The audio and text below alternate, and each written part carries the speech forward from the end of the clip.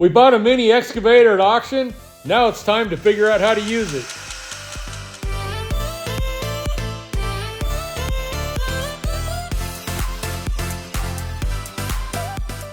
So we've got this mini excavator. It's an FD18L, which is about a 1.8 ton unit. I've never operated an excavator before, but Cole has, so he's trying to give me some pointers and teach me a little bit about how to operate it. This particular machine is powered by a 2-cylinder Kubota diesel engine, but one downside of this machine is it does not move very fast at all. Like, I think if we raced a turtle, the turtle would win every time.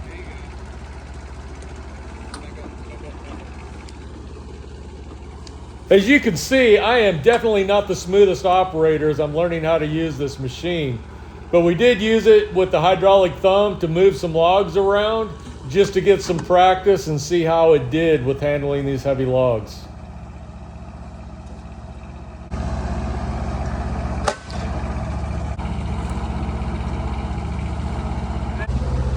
It got stuck. I didn't even know if that was possible. Face when he tries to open it. Nothing a big hammer can't handle. So we did discover that if you have the bucket positioned just right and close the thumb, that you can actually lock the thumb on one of the teeth. We actually bent the bucket a little bit, and as you've seen, we were able to unhook the thumb from the bucket by just tapping it with a hammer.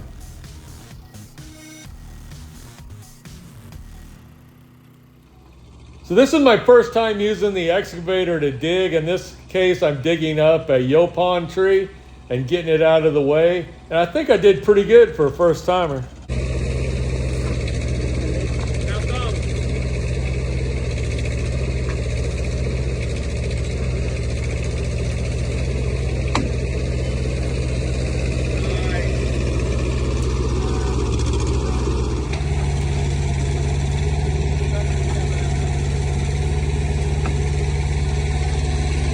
Stay here, buddy. Making a hole by giving it a hug.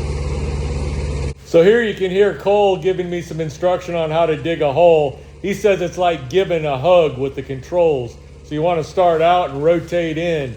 So you're just giving the dirt a big old hug to make it happen.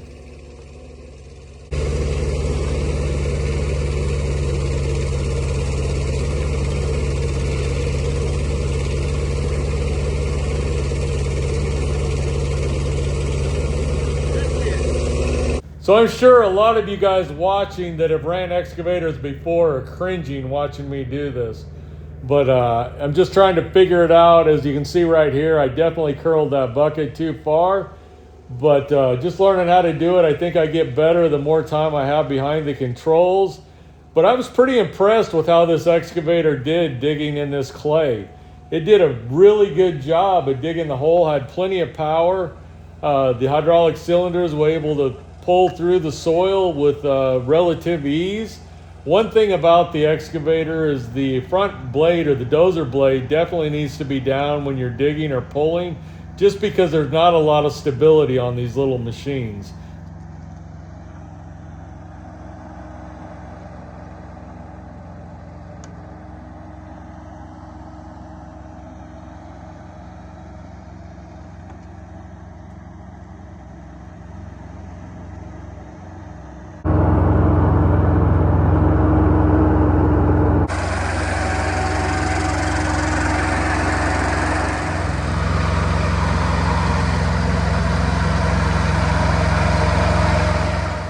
We did try to use the excavator to level some rock on the driveway, but we didn't find it to be near as efficient as using my good old John Deere tractor.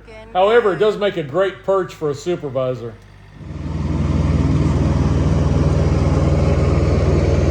Dozer blade does come in handy for doing dirt work, as you can see we're doing here.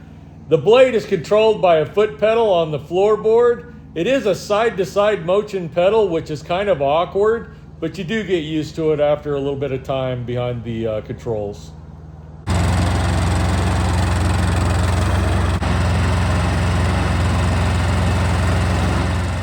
So right here, we're doing some Bill Nye the Science Guy.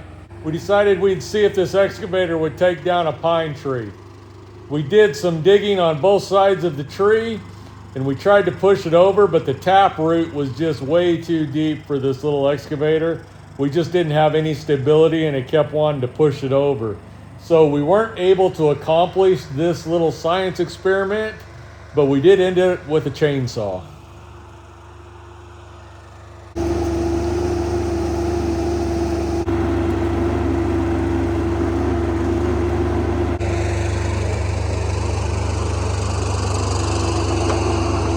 Are you so sad? Do you remember when you were a kid and you wanted to grow up and be an adult and get a job and do big boy things or big girl things? That would be cool right now.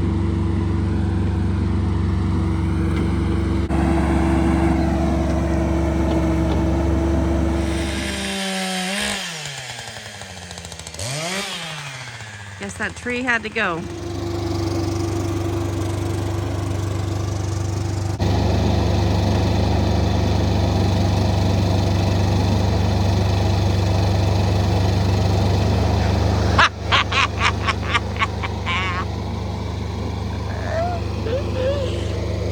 It's a nice log. Like it's a big tree.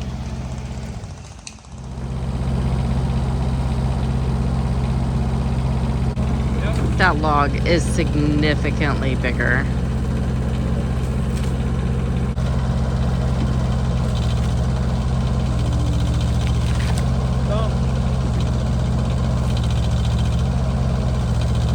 Give us some juice. Idle her up.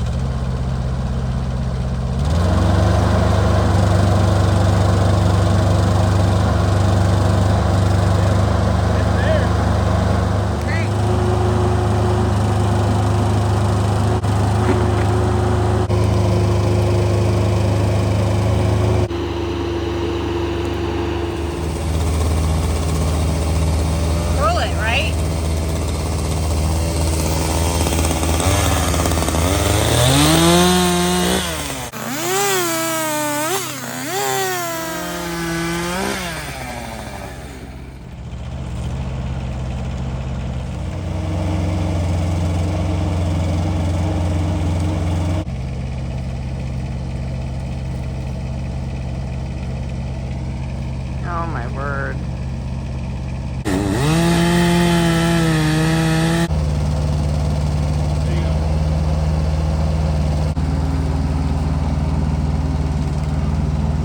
Now you can turn it down and rebite it. Can you curl it? Bring it into you a little.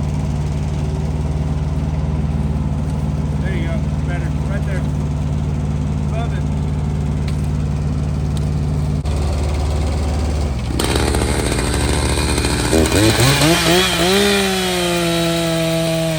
If you like this content, please smash that like button and subscribe. And as always, go have an adventure of your own. Thanks for watching.